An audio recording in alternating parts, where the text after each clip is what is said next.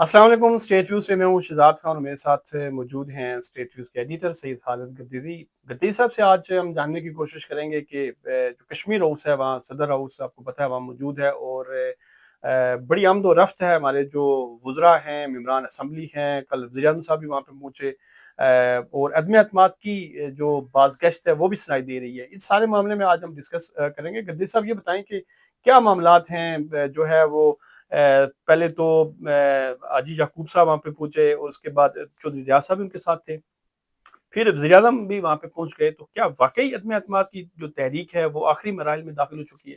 जी देखें, जो लास्ट एहतजाज हुआ अवामी एक्शन कमेटी की तरफ से, तो उसके बाद यहाँ पे एक इजलास हुआ, बड़ा अहम इजलास था। हमने उसके ऊपर तफसील के साथ बात की कि वहाँ पे क्या डिस्कशन होती रही। उस डिस्कशन के नतीजे में जब वज़ीर आज़म ने कहा कि मुझे पुंछ पैकेज चाहिए, कुछ 4 से 5 अरब रुपए, तो जो देने वालों ने कहा कि पुंछ को ही पैकेज देना है, तो फिर अच्छा पैकेज दे देना चाहिए, पूरे कश्मीर को पैकेज दे देना चाहिए।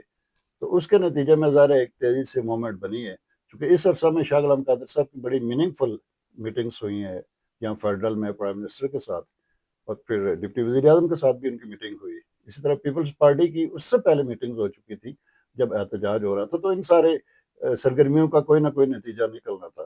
अभी सिचुएशन ये है कि पीपल्स पार्टी और प्लस उनके साथ दो और इत्तेहादी जमातों के सिंगल सिंगल सीट्स और प्लस मुस्लिम लीग, ये मिला के 24 पे खड़े हैं, और इनको अदम एतमाद यानी प्राइम मिनिस्टर को हटाने के लिए मजीद 3 वोटों की ज़रूरत है। तो उस सूरत में यह है कि एक बड़ा धड़ा जो है जिसको होल्ड करते हैं सदर साहब, उनके साथ भी इनकी बातचीत चल रही है।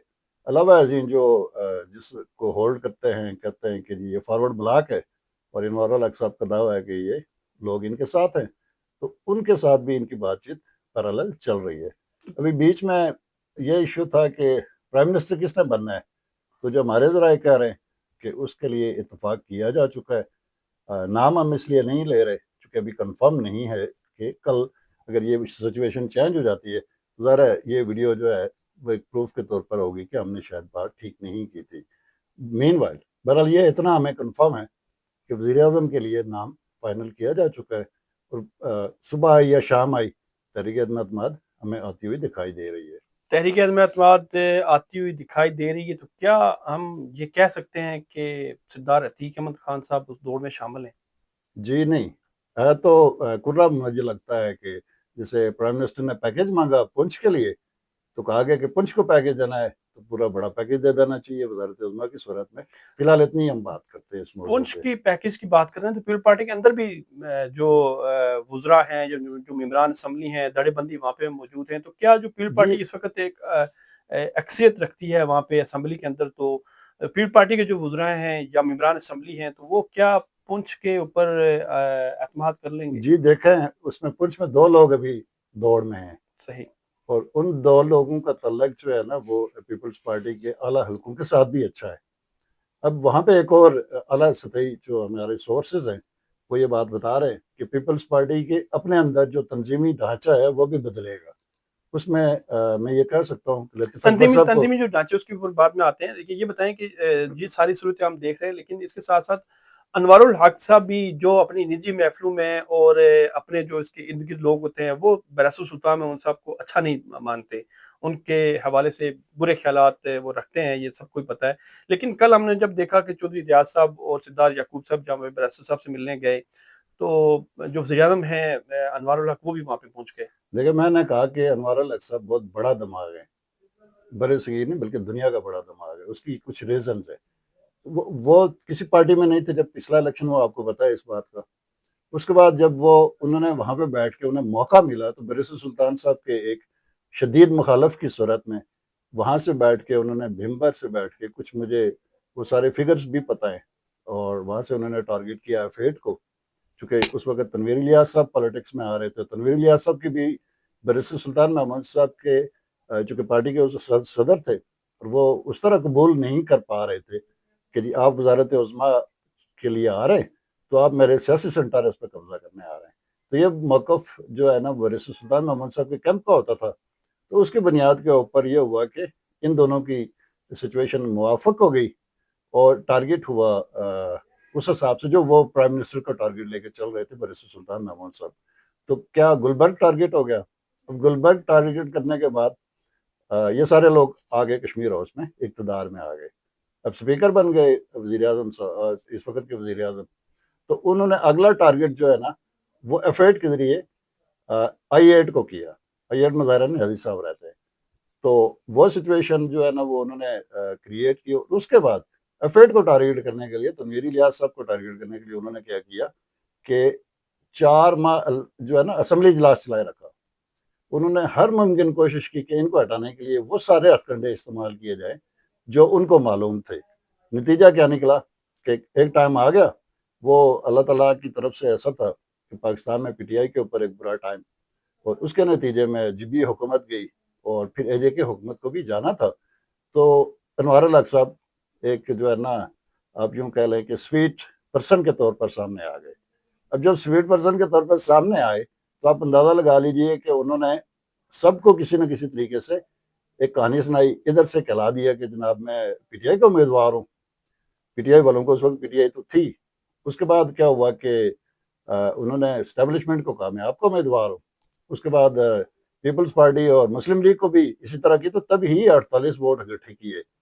اب مزے کی بات یہ ہے کہ جب انہوں نے 48 ووٹ لے لیے تو ان کی جو اس وقت کی سپیچ تھی رات کو، یہ چونکہ سارا عمل میرا خیال ہے وزارت عظمیٰ کا 45 منٹ میں کمپلیٹ ہوا، جب سارا پروسیجر اس کو چیلنج بھی کیا گیا کسی لیول پہ، تو کیا ہوا کہ انوار الحق صاحب پرائم منسٹر بن گئے، اور انہوں نے کہا اب 27 ووٹ لے کے آ جائیں مجھے واپس بھیجنے کے لیے، بلکہ انہوں نے یہ کہا کہ میں چادر میرے موڈے پہ ہوگی، آپ 27 پورے کریں میں چلا جاؤں گا۔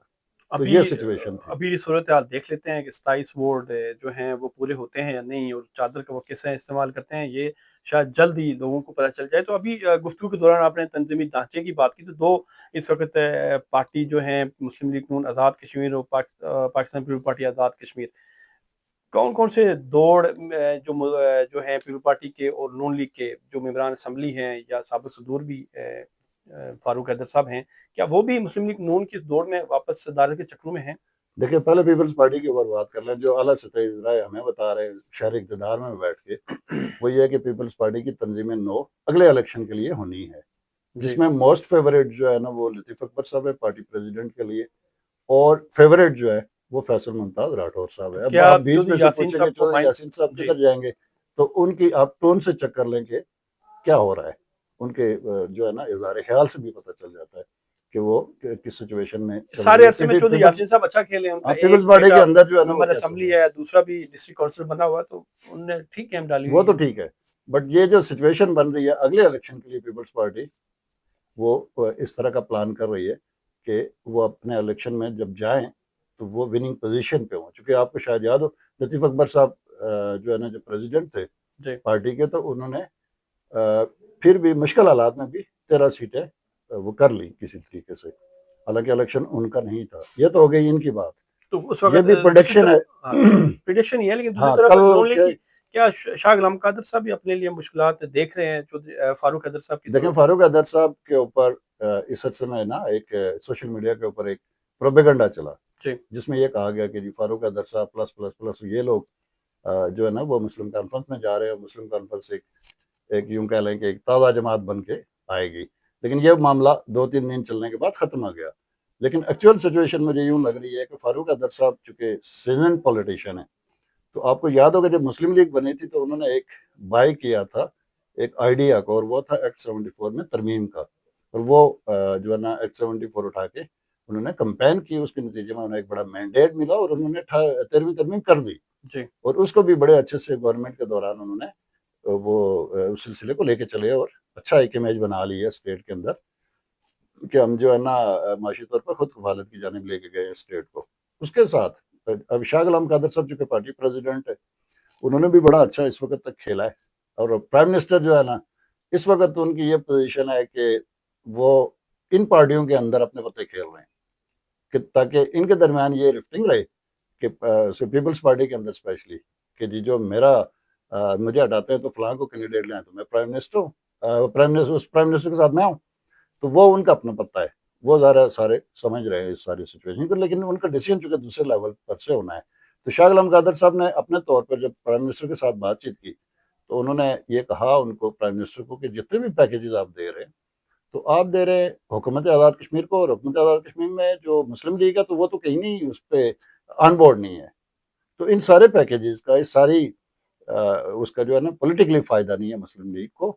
تو وہ انہوں نے بھی اپنے تئی ایک اچھا فاروق ایک حیدر صاحب بھی نیریٹو جو بلڈ ہے کیا. وہ ملے ہیں وزیر اعظم صاحب سے، جی وزیر اعظم پاکستان سے، اور کیا ان کا یہ ملنا پارٹی صدارت کے حوالے دیکھیں، سے وہ تھا یا وہی میں کہہ رہا تھا کہ ہاں فاروق حیدر صاحب نے جو ہے نا ان کے پاس ایک اچھا نیریٹو بن رہا ہے اس ٹائم، جس کو وہ بائی بھی کر سکتے ہیں، اور ان کی مقبولیت بھی موجود ہے ود ان اے جے کے کہ وہ جو ہے نا اس سارے نیریٹو کو بائی کر سکیں اور سیل کر سکیں. وہ نیریٹو ہے رائٹ آف سیلف ڈٹرمنیشن کا.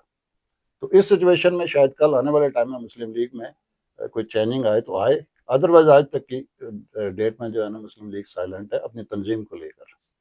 بہت شکریہ گدیر صاحب. یہ تھا ہمارا آج کا پروگرام. مزید اپڈیٹس کے لیے اور مزید جو نیوز ہیں اس کے لیے ہمارے ساتھ جڑے رہیں. بہت شکریہ. Thank you. Thank you.